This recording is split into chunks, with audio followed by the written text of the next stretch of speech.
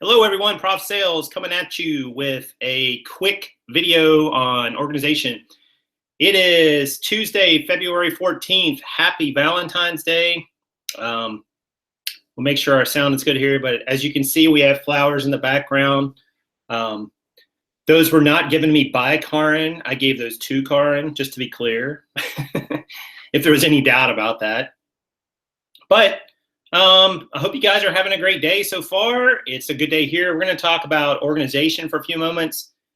Forgive me if my voice is not the greatest today, guys. I have had a cold that started on Sunday, and these things usually have to run their course, and they usually take about a week. And so if there's any sound issues with my voice or anything, I do apologize. I'm going to do the best I can. Try to stay hydrated. So I thought today we would talk a little bit about organization. And because yesterday Karin started you guys off with a show about getting started reselling, but you need to think about your organization. And I want to explain what that means. And then after, we talk about that for a few minutes, if you guys have questions about that, or really any topic will be fine, but we'll talk about those. We'll answer those questions if we can. So I want to talk to you about organization. And the first thing I want to talk to you about is if you're going to start a business. Now, if you're going to be a hobby seller for the rest of your selling career, there's nothing wrong with that. It's perfectly okay. But if at some point you're going to transition to running a business, you need to think about the business structure. So there's really three types of business structure you can choose. The first type is what's called a sole proprietorship. That just basically means you are the individual owner of the business. For the most part, the business's expenses and income flow through your personal income tax statement. And it's a pretty simple version to use. You may have certain permits and business licenses you need depending on your locality or your state. So you definitely want to check with them. And as always, with any of this business advice, guys, check with a CPA or tax professional if you have any questions. The second type that you can start is a limited liability company. A limited liability company creates a separate business entity that's different than just you. So you say, well, what's good about that, Prof? Well, here's what's good about it. It can prevent you from certain liability should you get sued. You could, because if you're a sole proprietorship and someone sues you, they can technically come after you. They can come after you and your assets and your house and your car, anything that you have, your bank accounts. When you're a limited liability company, you have some protection there for being able to, the person can come after the company, but not you personally as much. It's not 100% protection, because again, every situation is a little different, but it still does protect you somewhat. The third type is a corporation. This sets up another business entity altogether, completely separate from you. You form a corporation. This is actually what I've chosen to do. You can become an employee of this corporation, even though you are the owner as well. And there sometimes can be certain tax benefits to doing that. That is what we do. You can hire and fire employees and bring them on. Of course, you have certain tax deductions and so on you can take being a corporation, just as like with any of these structures, really. But you need to decide what kind of business structure you're going to have. And those are the three types: sole proprietorship, limited liability company, and a corporation. And there's some distinct advantages and disadvantages to each one. I don't want to go into all the details of those. I'm certainly not authorized or enough of an expert to tell you, given your certain situation. But think about those, a one-man band, sole proprietorship.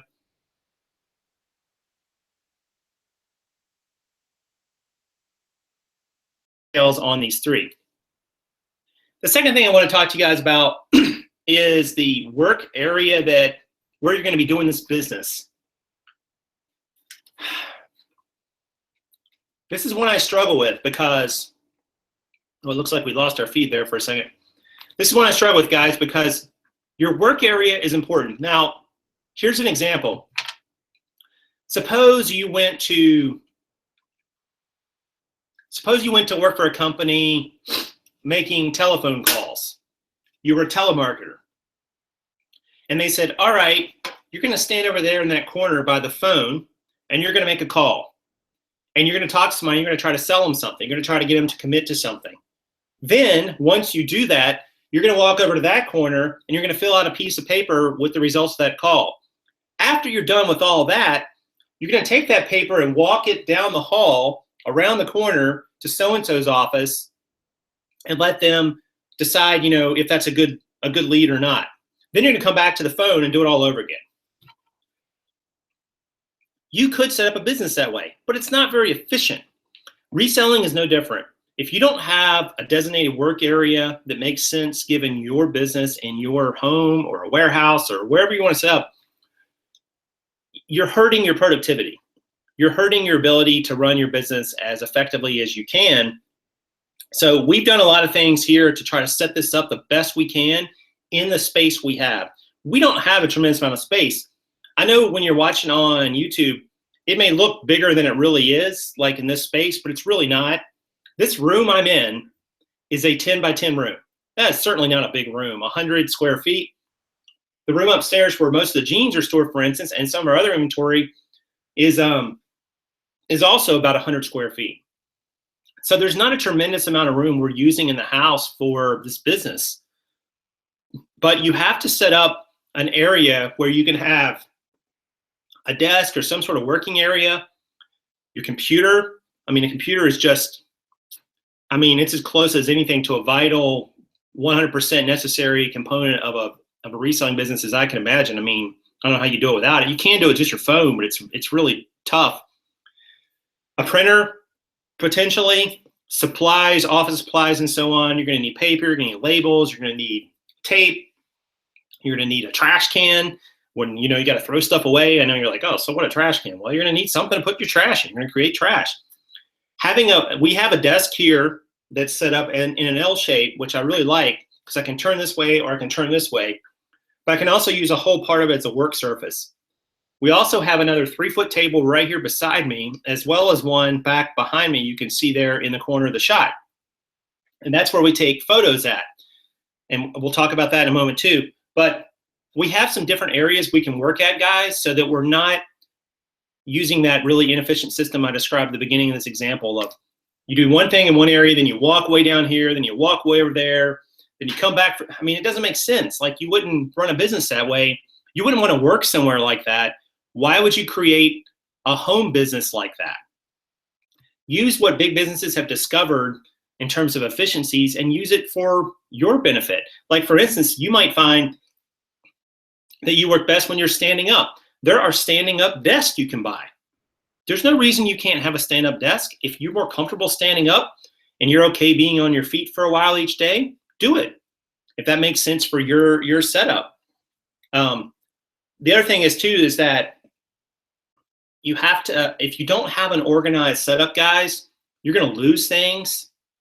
You're not going to be able to efficiently get your orders processed or listings done. It's going to become a big hassle, and we'll talk a little bit more about that when we talk about inventory. But someone said in the chat, this needs to be done before getting a big inventory. Totally agree. Totally agree. Set up your work area first. And guys, it doesn't have to be this big Megillah, as Karin likes to say. That's a little Karinism. This big, huge thing where you got to have all these different work areas and desks and so on, but you've got to have some sort of setup that makes sense. I see people will take photos and video of their work areas and post on YouTube, and I'm going, how in the world do you get anything done in that? Because you got stuff falling all over everything. Like, when you have to go find something, not even just product, like anything, it's got to be such a hassle. And who wants to have a hassle? Make it simple, make it work for you. Use your vertical space, not just your horizontal space. Go vertical with things. Buy shelves, build shelves if you need to. You can even find a lot of this stuff. You can find a lot of this stuff really you can find it cheap. You can find it on Craigslist. You can find people even giving it away. People give away storage bins and shelves and desks and things like that all the time. Or even if they don't give it away, they sell it really cheap. And of course, you can go and buy it at an office store, Container Store, anywhere like that as well. But set up your office, your work area first. I'm telling you guys, I've gone through a couple iterations, and it took me a while to get like to this point. If I started with this point, I'd be a little bit further along. But I learned some things. So some of those are what I'm sharing with you. Let's talk about the photo area for a moment. Photos. Well, I'm going to try to turn this. You can see over there our photo area. Now, we have a couple lights. We have a light kit we bought. We have a white backdrop. We have a table. Karen's got a whole basket full of goodies right there. You can't really see it too well, but she's got all kinds of stuff in there. She's got stuff for cleaning up shoes. She's got lint rollers. She's got tape. She's got Scotty peelers. She's got scissors. She's got Febreze. She's got shoe polish. Magic erasers. Lord only knows what all she's got over there. Probably Jimmy Hoffa. So she's got a nice little basket of stuff over there. There's no reason you can't do something like that too in your photo area. But the big three with photos, guys, are lights, your camera, and probably or not a tripod. Now, you don't have to have a tripod, but if you're taking photos of, say, a mannequin, which would maybe be the fourth item, a tripod could come in handy because you could leave the camera there. Anytime, think about it this way. When you're taking photos, the less you can move the item, the less you can move the camera, the less you can move the lights, and the less you can move the backdrop or table, the faster and more efficient you're going to be, right? Because you're touching it less, it takes less time. So anything you can leave in place and then just replicate that process over and over, even if it's a phone. Like, I've seen people who've built I can't remember what it's called, but they build like a stand over top of their table and put their phone up high and put their item down below and take shots. Camera never moves. You can even get a remote, a little Bluetooth remote for an iPhone and or whatever your camera is, and take photos that way if you want. You don't have to move the camera. You can just move the product. So set your photo area up, guys. It doesn't have to be right here in your work area. We find this works for us, but you certainly don't have to do it this way. Your setup might be a little different just because of your house or your apartment or wherever you're setting this up. But it is nice to take an item right from the photo area, bring it right here to my work surface, and list it. And I'm done. I'm done. You know, then all I got to do is put in my inventory, which is what I'm going to talk about next, is the inventory area. I don't know why people get so caught up in this struggle with inventory. And I call it a struggle because I feel like there's a lot of people out there in the reseller community who just don't think they can figure out inventory. And it's not that complicated. It on the surface sounds complicated, but it's not. You start with a basic premise. And the basic premise is you have a system that can grow and enable you to find your stuff. That's it. That's it. It needs to be growable so it can get larger. You can keep adding to it because you don't know how big this business is going to get. You may say, I'm never going to have more than 50 items listed. Then 6 months from now, you got 500, because you changed your mind or things changed. It needs to be able to grow and you can find your stuff. That's it. That's the only two, I would say, absolutes you have to follow for an inventory system. So this is what I'm going to say about inventory. It really comes down to one of kind of two options that most people seem to gravitate towards and how they want to do it. You got bins or you got shelves. Or you could even argue people put bins on the shelves. But you got bins, and when I say bins, I don't have a great example here in front of me. I mean like this. Like this is a bin. This is a bin full of stuff. And this has just got some stuff that we've listed recently. This is a bin. Now, if I put this in a room, in an inventory room, I need to have a label on here somewhere saying what bin it is so that when, I need to get item number 4245, I know where it's at. I know it's in this bin, and I've got that labeled somewhere. And I need to be able to get to this bin. Now, where people get tripped up is they don't know how much stuff they can put in one bin, or they don't anticipate, how much stuff they're going to have listed. So all of a sudden, when they thought they only needed 5 bins, now they need 25 or 50. So you have to come up with a system that can grow and help you find your stuff. I personally don't think that taking this bin and stacking 6 of them high is a very effective system. Because what happens when you need to get number 1 that's on the bottom? You got to move the other 5. That's not a very effective or efficient system in my mind, but you certainly can do it. I would also caution you to be careful you don't get injured. They fall over on you. You hurt yourself trying to lift them all.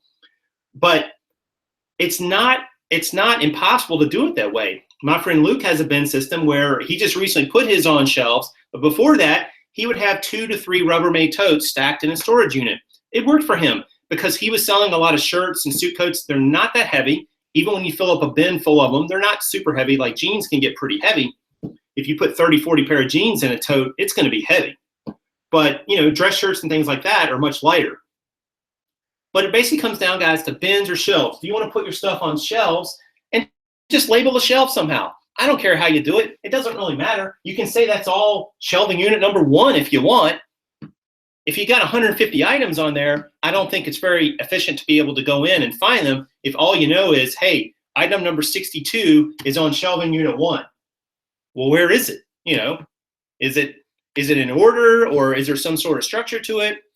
You know, think about it that way. And there's lots of great opportunities. There's lots of great info out there on the internet that will tell you how to set up a bin system, an inventory system. You can pick and choose. You don't have to choose mine. It's not the end all be all of inventory systems. It works for me. And it's evolved over time. I started out stacking jeans on a table, just in stacks, sequentially numbered. And then I realized very quickly after about 60 or 70 pair of jeans, that's not going to work anymore. And it was not efficient. It was a big pain in the you-know-what. And I was losing things or couldn't find them very quickly. So setting up an inventory system needs to be able to grow. You can add to it. And you need to be able to find your stuff quickly and efficiently. That's it. That's it. That's the only 2 things really it needs to be able to do, in my opinion. If it can do those 2 things, you can deal with anything else. You can make it as simple or as complex as you want. And guys, here's the thing. The big companies out there, the Amazons of the world, the Walmarts of the world, the UPS and FedEx of the world, they've kind of figured out inventory systems. You don't have to recreate the wheel here. They figured it out. You can take what they do or someone like them and make a smaller pared down version of it. And it's going to work, guys. You know what's going to work? Because they've already figured out all the kinks to it years ago, decades ago. So you don't have to come up with this whole thing on your own. Don't let it stress you out. It's not that complicated. It's definitely not as complicated and as frustrating as people seem to make it out to be. You just need to do a little research. Think about what you're likely to be selling. Excuse me. And that's going to help you figure out, should I go with a bin system? Should I go with a shelving system? Should I put bins on a shelf maybe? There's different advantages and disadvantages to both. But I really don't think it's that difficult to set up an inventory system. But I do think it's important that you start out early on with an inventory system of some sort, guys. Don't just stack it all in the corner. I'm telling you, you're going to have the day when you cannot find something, and it's going to be so frustrating because you're going to look and look and look and not find it because your inventory system stinks or you don't have one. There's no reason not to start out with a good inventory system. You can start that from day one and then just build onto it as you go. And if you need to completely revamp it and change it, it can be done. It's a pain in the butt, but you absolutely can do it. And I've seen so many people in our reseller group and other groups and on YouTube come up with great innovative solutions. There's no shortage of good ideas out there. You just need to pick a system and commit to it. Last but not least, the pack and ship area. That kind of goes on your work area. I have this nice big table beside us now. We pack and ship our orders right there every morning. We bring them down. I've got room to lay out my labels, my invoice, my kind of shipping manifest. It's got everything that's going, all the items, and even pulling the envelopes up, the padded flat rates and what have you, and just sealing them up, dropping them in a mail bin right beside. Good to go. You need a little area to pack and ship, guys. I used to literally do it sitting here on my lap and like stuffing stuff in an envelope. And I mean, you can do it that way, but it's not very efficient. You'll end up dropping things. It's not ergonomically efficient too, guys. And, you know, for some of you guys watching, I don't know about some of you guys, like I'm not the young spring chicken I used to be. So the thought of like bending over and doing this all day long, doesn't really interest me anymore. I've got older bones now, and I'm not a big fan of doing that kind of nonsense. So you want to do something that's going to put you in an ergonomically good position. When you're packing and shipping, you're doing something repetitive. And just that way, so you make sure you don't hurt yourself and you give yourself the chance to be as effective and efficient as possible. So that was my organizational tips: your business structure, your work area, your photo area, your inventory area, your inventory setup, and then last but not least, a packing and shipping area. You need to set up all of those in some manner with the space that you have, even if sometimes your packing and shipping area, for instance, that might be what you do in the morning. You clear it all off, you get everything packed and shipped and ready to go, and now it becomes your work area. That's fine. There's nothing wrong with that. If that's the only space you got, that's the only space you got. You got to make it work. But if you can, try to set them up so you don't have to keep moving stuff any more than you absolutely need to. Whew, I can't even believe I talked that long, guys, without my voice going, because, man, this cold has got me down. I'll try to catch some questions here. If you guys have questions, put them in the chat. Just type a couple question marks in front or type the word question. We got about 10 minutes to go. And I feel like this is kind of a beginner series, but honestly, I see a lot of people who are sort of intermediate level and still haven't figured some of these things out. So it's either they haven't thought about it or they've thought about it and just aren't sure what to do. But either way, they need to they're hurting themselves. Let's see here. Linda says, I use the white business boxes, WM, for listed items only. 2 fits on a plastic shelf labeled ABC and inventory Excel with items numbered and boxed. Yep.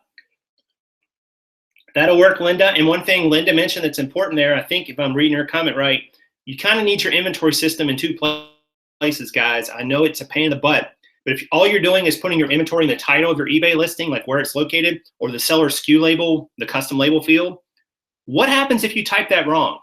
And you will type it wrong, or you will copy and paste the wrong one at some point. You might not be able to find your item. If you have a second place where that's coming from, say like a spreadsheet, and you're pulling it to there, even if you copy and paste it wrong, you might be able to go back and figure out, looking through your master list, where that item likely is. Not a big deal when you only got 10 or 20 items. But when you get in the hundreds, like I was thinking Tino was in the chat, if he couldn't find a pair of shoes, he's got 2,000 pair of shoes in his garage. If he puts in the wrong item number and can't figure out what he did wrong very quickly, he's literally going to likely have to look through maybe 2,000 pair of shoes. Not an ideal situation, and certainly not very efficient. Okay, how long do you leave a listing up? Misty said, I like 30 days, Misty, but you definitely can play around with that. Plenty of people do good to cancels with clothing, especially if it's commodity-based, like jeans, for instance. You know, I don't know, there's a magic number. People have all kinds of theories about what Cassini, the search engine on eBay, rewards and what it doesn't. I don't know that anybody really knows the answer to that question 100%. Do you know where items will be inventory at the time of listing, or is that a separate process? At the time of listing, nose picker. That's a great question, and I'm glad you asked it. You absolutely should make note of where the item is listed or where it's inventoried when you list it. Don't wait. What happens if you wait and you don't know where it is? Oh, man, you got to go back through and try to find that thing? That's just ridiculous. Do it when you list it. You will thank yourself later. I'm telling you. My inventory system has saved me so many times. So many times. I just can't even believe it that I would have lost something because I just, fat fingers, guys. You type the wrong thing. You copy and paste the wrong thing. I have not used the eBay inventory system, LARJ. I do not know much about it. I've seen it. I fooled around with it a little bit early on and decided it wasn't really for me. But it may be valuable. Definitely could check it out and give it a test run. How long did it take you to get the ball rolling with consistent sales? The first week, Brandon. Just list enough items and list them at a good reasonable price and with good quality photos and good descriptive keywords in the title, and you're going to sell them. You're going to sell them. Let's see. Surfing goes to the same question. Katie says, where do you recommend getting bins or shelves? It's adding up for me expensive, but it's hard to find exactly what I need. Hi, Katie. How are you? That's a good question. Shelving is not cheap. Those shelves you see behind me are about 40 bucks at Lowe's or Home Depot. They're made by Blackhawk. That's the brand name. And they tend to typically be around that price. They don't really, sometimes I'll go on sale for $10 off. You can catch them and I'll stock up and buy a few. It's just kind of it's one of those things where you just got to bite the bullet. I mean, you're going to have some sort of shelving unit. I mean, you might find them locally for free, like on Craigslist or OfferUp or so on. And that's fine. There's nothing wrong with that. I would make your shelves as strong as needed and no stronger, and as light as possible and no lighter, because you may need to move them and reorient them at some point. Chances are you will. And you don't want to have these big, huge, bulky shelves that you can never move unless you're 100% sure you're just not going to move out of that space. How do you know where to inventory items? Do you list in the same room with your inventory? Nose Picker, the spreadsheet that I have up and that I use has a location spot. I know that I can get 6 pair of jeans in each location, the way I set up my system. So I just tell it to keep 6 spots open. And as I put an item in there, it automatically subtracts a spot. So when I got 3 items I need to find a home for, like I'm listing 3 pair of jeans, I look down my list, I find a location that has 3 spots open, copy and paste in that location number to those 3 spots, and then list my 3 items. Boom, good to go.